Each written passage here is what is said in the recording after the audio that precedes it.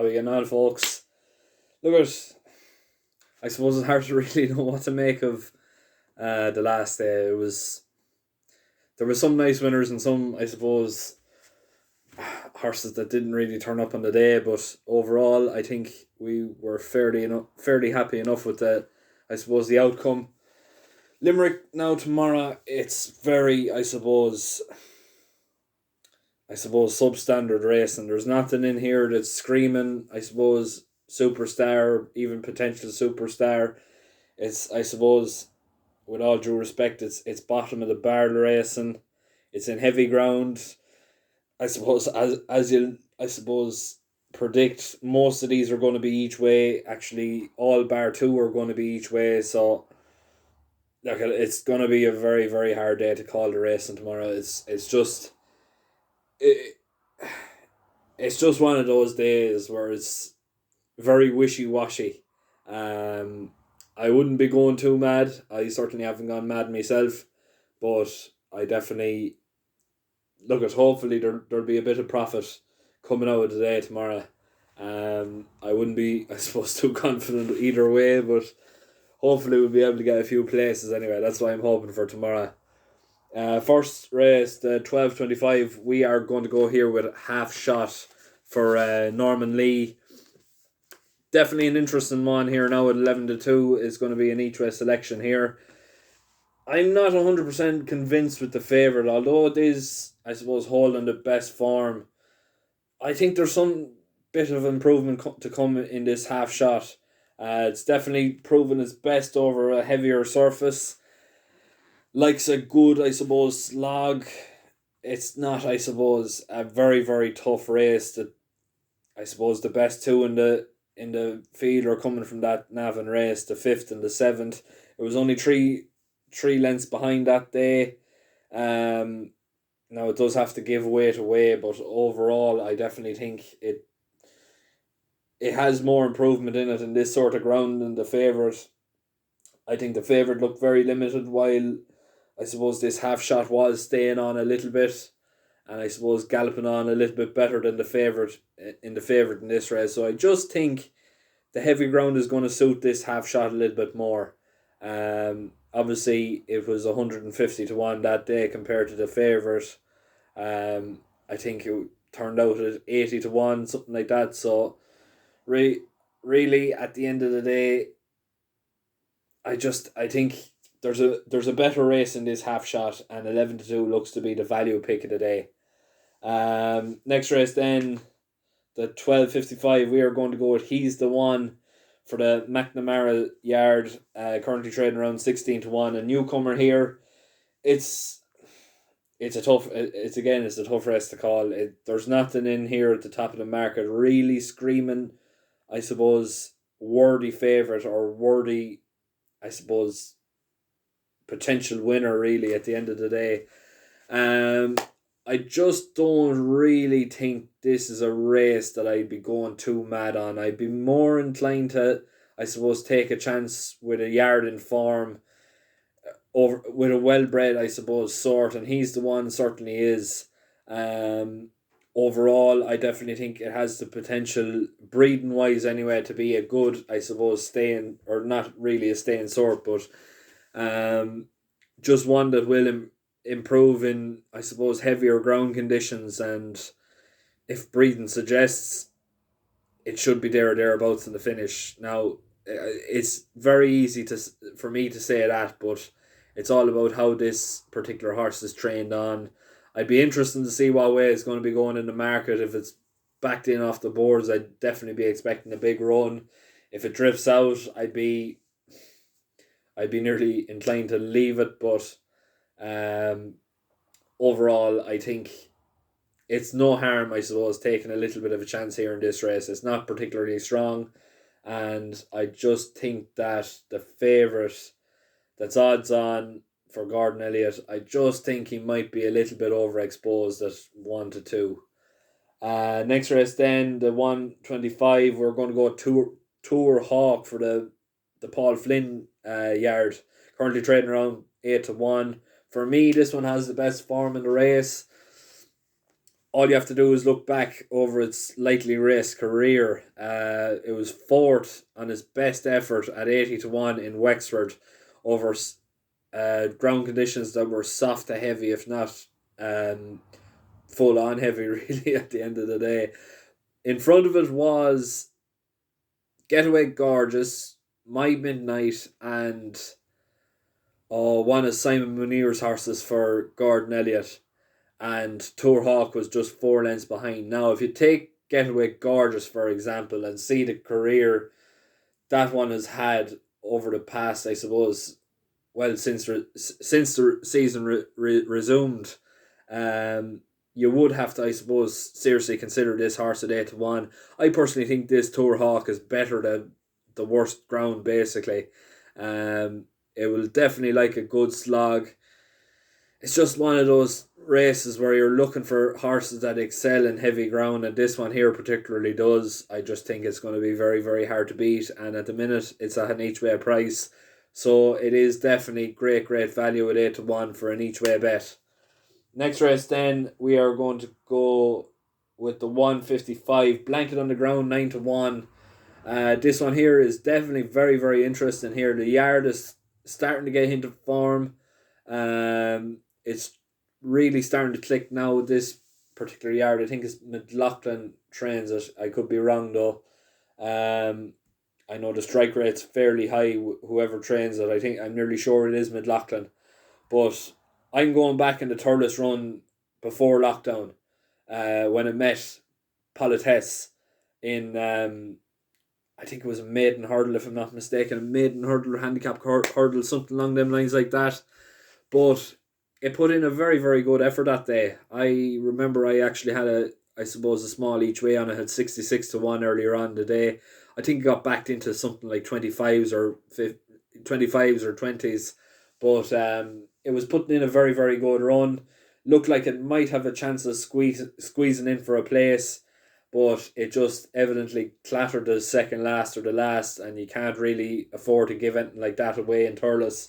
But its best run was over heavy ground. I think it was in Navan, fourth at 66-1. Wasn't too far off that day either, if I'm not mistaken. But look at, overall, you're just looking for horses that are going to stay in this heavy ground. It's not going to get any. It's not going to get any better. We're going to get heavy tomorrow. That's almost a given, and I definitely think Blanket on the Ground at 9-1 is definitely well worth getting on each way. What are we going on the next one? Next one then, the 225. We're going to go to Ray Hackett's charge here now. Roxy's Holly at 11-1 definitely looks to be a very, very nice sort. Overall, it's put up some very, very good efforts. It's fairly lightly raced. Last time round, it was just, I suppose, touched off second in Kilbeggan over this sort of a trip. Really, at the end of the day, I think it's a hard one to call as well. Like, there are so many of these races that are just so hard to call tomorrow. I think if it does handle the ground, which I think it should, it definitely has a serious chance.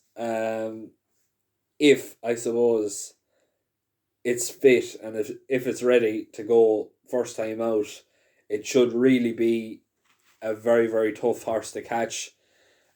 Should be able to make a bit of the running, or else just, I suppose, drop off the leader and, I suppose, strike when the iron is hot.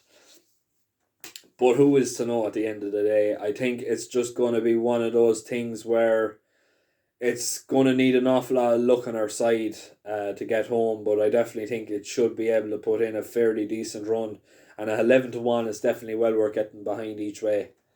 Next race then, the nap of the day, we're going to go with Ballymadon at 3-1. This one here, we're going to, I suppose, stick with, I suppose, an original fancy previous.